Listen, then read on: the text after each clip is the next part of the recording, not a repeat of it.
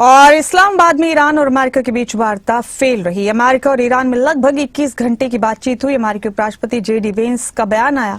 उन्होंने कहा कि हमने बेस्ट ऑफर दिया, लेकिन ईरान नहीं माना, इसलिए हम किसी समाधान तक नहीं पहुंच पाए। ईरान ने हमारी शर्तें नहीं मानी, हम किसी समझौते पर नहीं पहुंचे। ईरान को फाइनल और अच्छा ऑफर दिया हमने।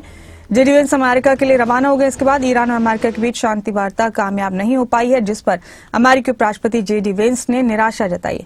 जेडी वेंस ने कहा कि इस्लामाबाद में हुई बातचीत के दौरान हम किसी नतीजे पर नहीं पहुंच पाए। ईरान हमारी कई शर्तों को मानने के लिए तैयार नहीं है। हम बगैर किसी समझौते के अमेरिका वापस जा रहे हैं। ईरान और अमेरिका एक पॉइंट पर नहीं पहुंच पाए हैं जहां जंग का समाधान निकल सके। इस शांति वार्ता का सबसे बड़ा फोकस फिलहाल मिडिल ईस्ट के हालात सामान्य करना, लेबनान पर हो रहे इजरायल के हमलों को रोकना और हॉर्मुज स्ट्रेट से जहाजों की सुरक्षित आवाजाही सुनिश्चित करना था, जिससे क्रूड ऑयल के आसमान छूती कीमतों पर लगाम लग सके। अमेरिकी उपराष्ट्रपति जेडी वेंस ने रविवार को प्रेस कॉन्फ्रेंस के दौरान कहा कि अब तक हम किसी नतीजे पर नहीं पहुंचे।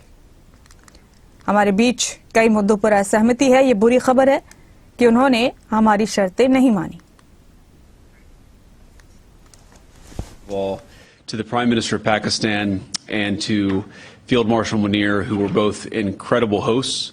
And whatever shortcomings in the negotiation, it wasn't because of the Pakistanis, who did an amazing job and really tried to help us and the Iranians bridge the gap and get to a deal. We have been at it now for 21 hours, and we've had a number of substantive discussions with the Iranians. That's the good news. The bad news is that we have not reached an agreement, and I think that's bad news for Iran much more than it's bad news for the United States of America. So we go back to the United States having not come to an agreement.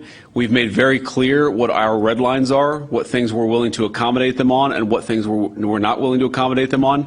And we've made that as clear as we possibly could, and they have chosen not to accept our terms. Well, I won't go into all the details because I don't want to negotiate in public after we negotiated for 21 hours in private.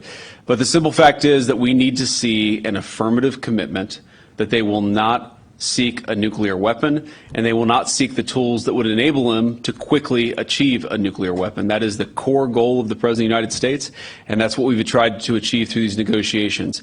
Again, their nuclear program, such as it is, the enrichment facilities that they had before, they've been destroyed.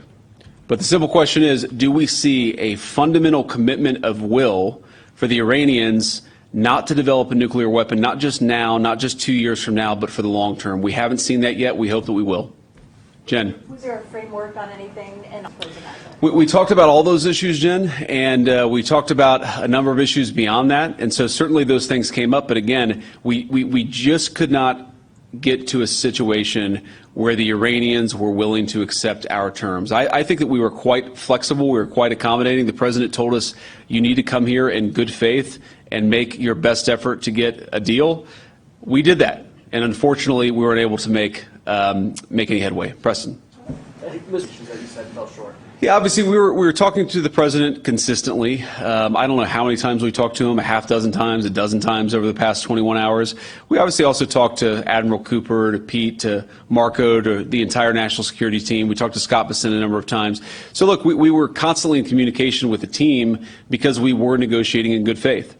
And we leave here with a very simple proposal, a method of understanding that is our final and best offer. We'll see if the Iranians accept it.